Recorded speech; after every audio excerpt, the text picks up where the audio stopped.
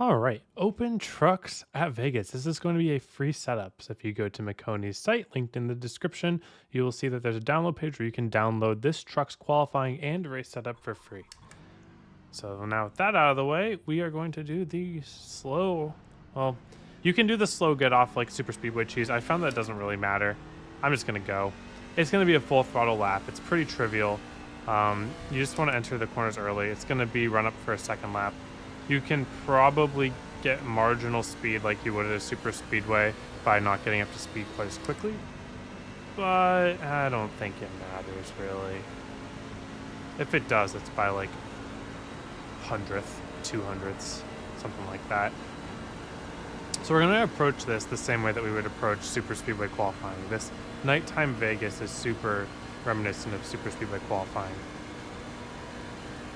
So I'm just trying to get through this corner without scrubbing any tires, getting my tires too hot. Running that second line really helps not sliding anything if you want to. You can really run anywhere though. And then we're gonna run the top of 3 and 4, but we're gonna try to keep the car so that we don't have to steer too much on exit. So I'm gonna try to straighten my wheel early here. And we go down here.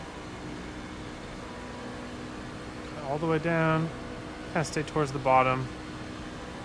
And then just try to stay on the bottom.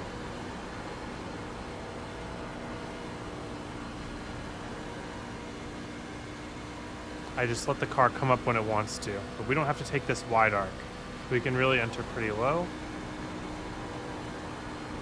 And then let the car slide up a little bit. The water temp is getting high. And then turn it back down. New fast flat for you. Cool. So it's really, I mean, I could do a little look back on it, but with this setup, you can full throttle it very easily. You don't even have to widen out the entry. If you feel like entering on the bottom is just a little too tough, like say you're having a hard time getting the car to stick to the bottom if you're entering like right here, that's fine. Just enter from a little bit wider out, but still try to turn in a little bit earlier. Because you want to be on the bottom for as long as possible, because everyone's going to be flat out, everyone's going to be at the perfect amount of tape.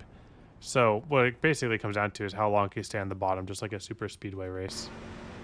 And now, I'm going to switch setups real quick, so I'm blacked out. This is going to be, the wheel is going to be straight here, a little bit straighter than it was on the qualifying setup, just because of how that type of stuff works. I'm not the expert in that. Don't really know how setups work too well. More of just a driving guy. So I'll show you how to drive. Single car isn't quite going to tell the whole story here, because as you can see, we're pretty comfortable going flat out. And it will be this way for like 20 laps if we're a single car. Once you get in the draft, there's a couple things that you want to do, and this is just general tips here.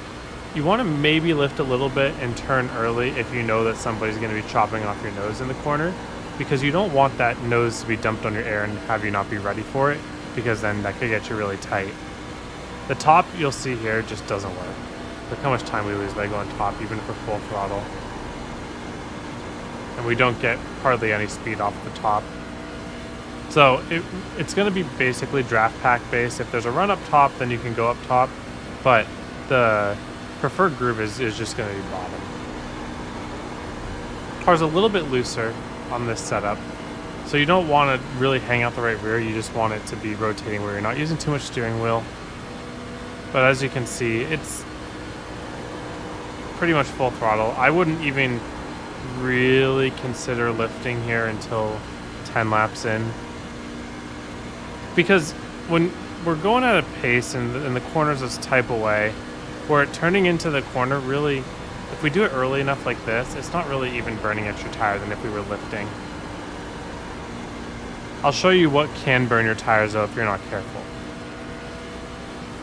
So let's say that you turn in, or you get into the corner and you turn in too late like this. See how much wheel I had to use to get the car rotating? Now the car will rotate, it steps out that right rear. That's the whole point of the open setup. It's more balanced, it can kind of deal with that, but that's still wearing more tire than if you were to just be proactively turning into the corner like this, and you can just use less steering wheel the whole way.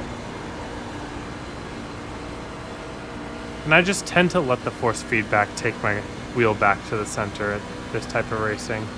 So I turn in, start fighting it. So I'm fighting it a little bit, and then about halfway through the corner, 2/3 of the way through the corner, just let the force feedback take it from me. You can go to the apron if you want. But yeah, good setup. Not really much to show single car. Only thing that will change long run when your tires start falling off is you might have to lift a little early. Just a little bit early into the corner just to get the car set. If you feel like you're understeering as you enter the corner, if you use a lot of wheel to turn it back down, then that's not good. But yeah.